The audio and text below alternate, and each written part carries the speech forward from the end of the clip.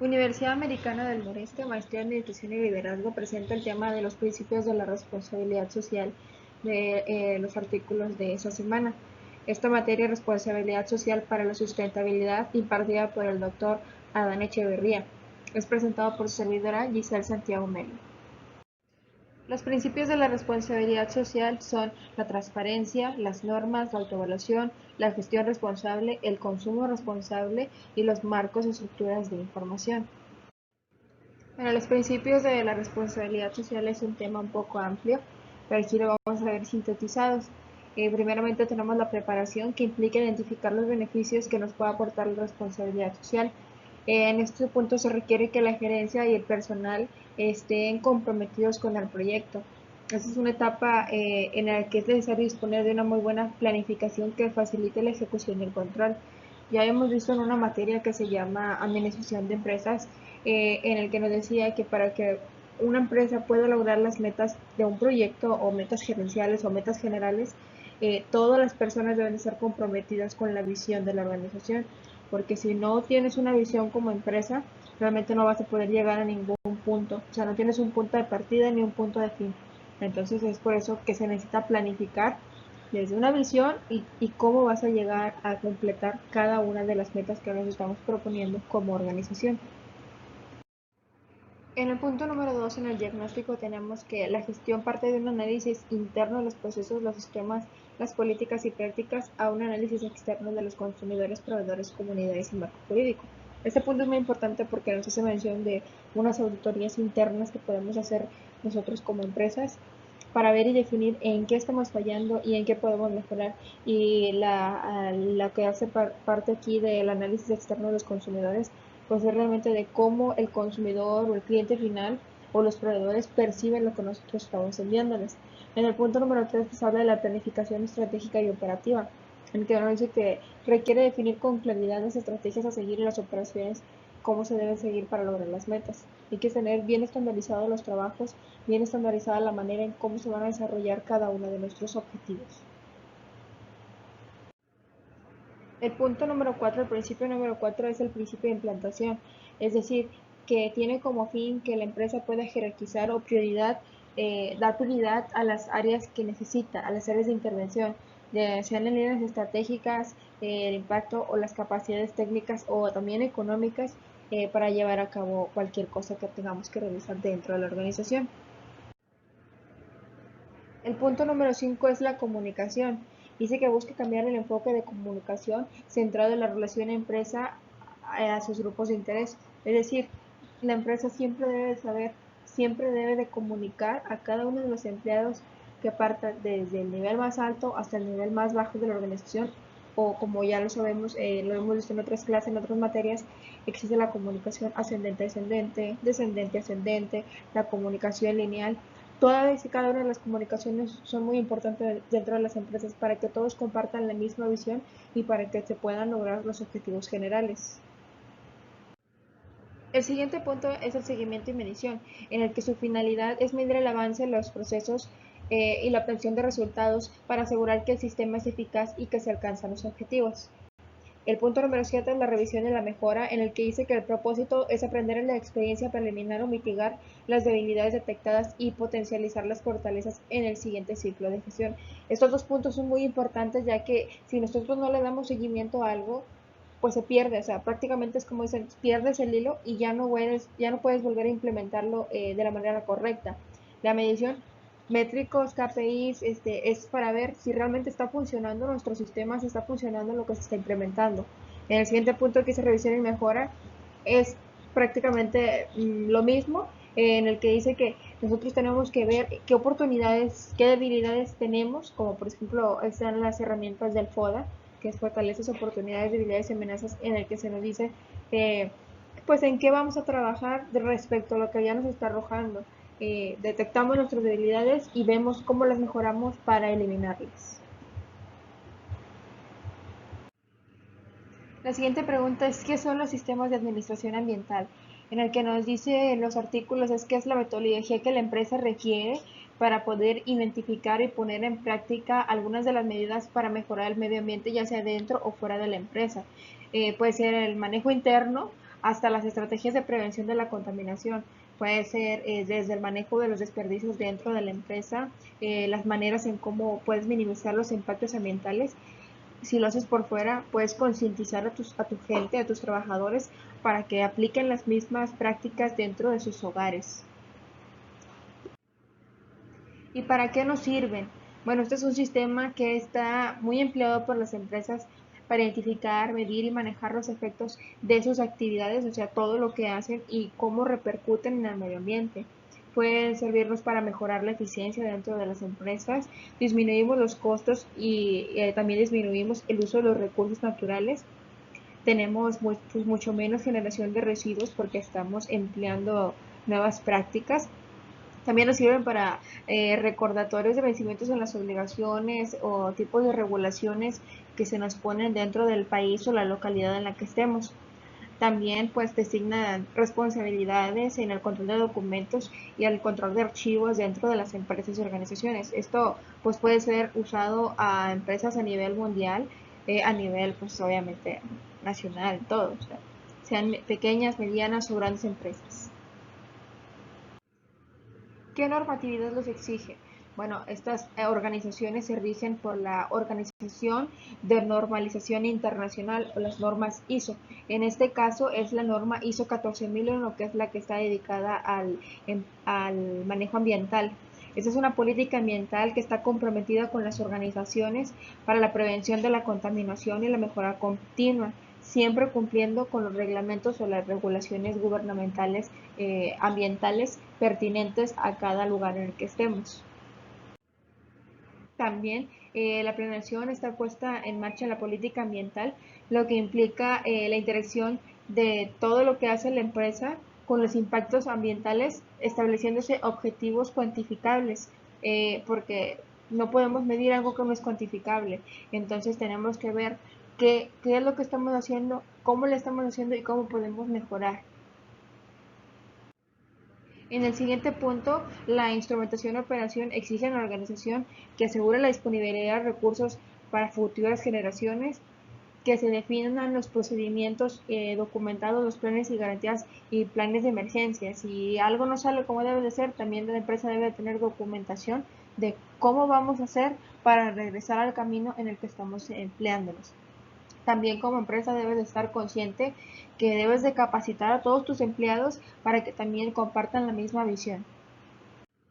En el punto número 4 tenemos las acciones de verificaciones correctivas para medir y rastrear el desempeño en relación al sistema con las propias metas y evaluar el cumplimiento de las leyes, es decir, se refiere a las auditorías internas. Siempre debemos como organización identificar e investigar todo lo que no se apegue a las normas. Siempre debemos de tratar de cumplir los lineamientos que se nos establecen dentro de las normativas. Y en el siguiente punto tenemos la revisión del sistema de administración ambiental por parte de la alta gerencia, que es como ya lo habíamos dicho anteriormente, en el que todos los niveles de la organización deben de cumplir y deben estar comprometidos a formar parte del sistema para que pueda ser como un engranaje y pueda cumplirse todo como debería de ser correctamente. El siguiente punto es la estructura de un sistema de administración ambiental, en el que se establecen pues las metas en áreas como la legislación ambiental, en el que se minimizan los riesgos a la salud, en el medio ambiente también, en el que minimizamos el uso de los recursos humanos, los recursos naturales, prevenimos la contaminación y tratamos de reducir también todos los impactos ambientales. Y tenemos 10 elementos para un sistema de contaminación ambiental efectivo, en el que se nos dice, primeramente tenemos que tener una política ambiental bien documentada y clara. También debemos de comunicarle a todos nuestros empleados de cada nivel organizacional todos los acuerdos que se están llevando a cabo. El establecimiento de objetivos y metas específicos, también debemos de tener exactamente las fechas en las que queremos que se cumplan. Tenemos que tener la estructura y responsabilidad de los recursos. También tenemos que tener suficiente recurso humano para poder cumplir con cada una de las metas. También el punto número 5 nos dice que debemos de identificar y disponer la planeación de todas las operaciones y las actividades de la organización con la perspectiva de alcanzar metas y objetivos. Es decir, tenemos que tener todo organizado y bien definido paso a paso cómo se va a llevar a cabo esto. En el punto número 6 tenemos establecer y mantener acciones correctivas y preventivas, además de procedimientos de emergencia, que como ya lo había dicho antes, si no funciona de la manera que es, hay que ver como un plan B de cómo se va a realizar. También debemos asegurar la capacitación del personal. Y también pues en el punto número 8 nos dice describir la forma en la que los 10 elementos se incorporarán en la planeación y la toma de decisiones general de la organización, es decir, tenemos que tenerlo como una oración en el que se tiene que cumplir realmente cada uno de estos puntos. Tenemos que documentar todo, mantenerlo en control y siempre tenemos que requerir evaluaciones internas o externas o privadas para así poder tener una mejora continua. Este es un pequeño pues, diagrama prácticamente de lo que acabamos de ver para las etapas de la implementación del sistema en el ISO 14001, en el que son el diagnóstico, en el análisis de nuestras oportunidades y debilidades, nuestro plan de acción y diseño del sistema, la planeación del sistema en el que vemos los impactos y los aspectos ambientales y también vemos los requisitos legales. En el número 3, la identificación de aspectos e impactos. Aquí vamos a definir todos los objetivos en el programa de la gestión ambiental. El puesto número 5 es la documentación del sistema. Vamos aquí a desarrollar los procedimientos de gestión y control operacional y la respuesta a la preparación de respuesta a emergencias. En el punto número 5 tenemos la implantación del sistema en el que vamos a capacitar a nuestros empleados, vamos a generar los registros, hacer los checklists, hacer todo esto y vamos a aplicar el sistema y hacer simulacros para ver cómo va a funcionar al final. En el punto final tenemos el seguimiento que como ya vimos lo podemos manejar por medio de auditorías internas o revisión por parte de la dirección o las gerencias para así lograr una mejora continua. Finalmente nos preguntan cuál es tu percepción de los sistemas de administración ambiental en la industria de Matamoros. Yo creo y pienso que hay muy malos sistemas en las industrias de hoy en día. Pues aquí algunos ejemplos de unas empresas en las que he estado directamente y he visto este tipo de prácticas como buenos ejemplos. Aptiv y Spellman de México, ellos reciclan el agua de los aires acondicionados para reutilizarlos en los baños. O sea, del agua que va dejando como desecho los aires acondicionados, ellos la almacenan y la tratan y la mandan directamente a las líneas de tubería de agua de los sanitarios de toda la planta. Con esto ellos mencionan que se han ahorrado muchísimo pues dinero y muchísimos litros de agua anuales, reduciendo un poco el impacto ambiental por parte de ellos y de su corporación.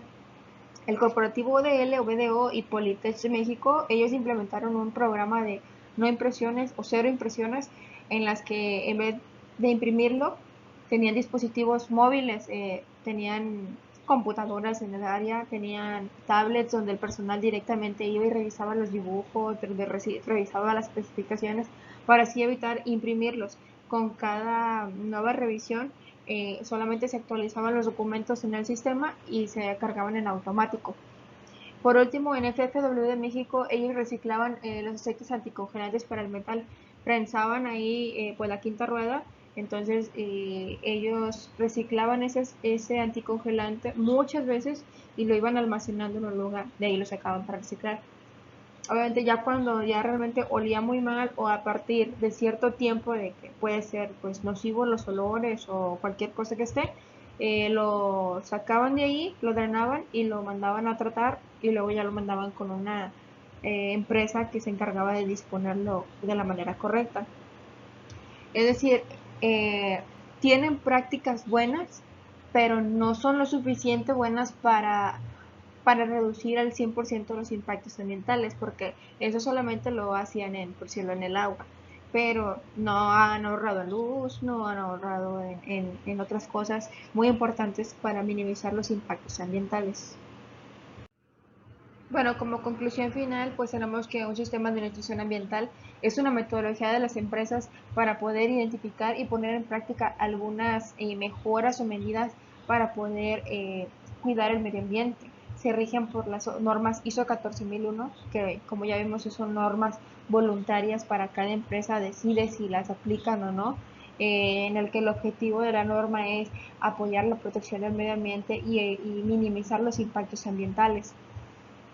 Como conclusión personal, yo veo que sí nos hace falta mucha cultura como personas, como comunidad, como país, para poder reducir un poco los impactos o reducir nuestras prácticas tan malas que tenemos para cuidar el medio ambiente.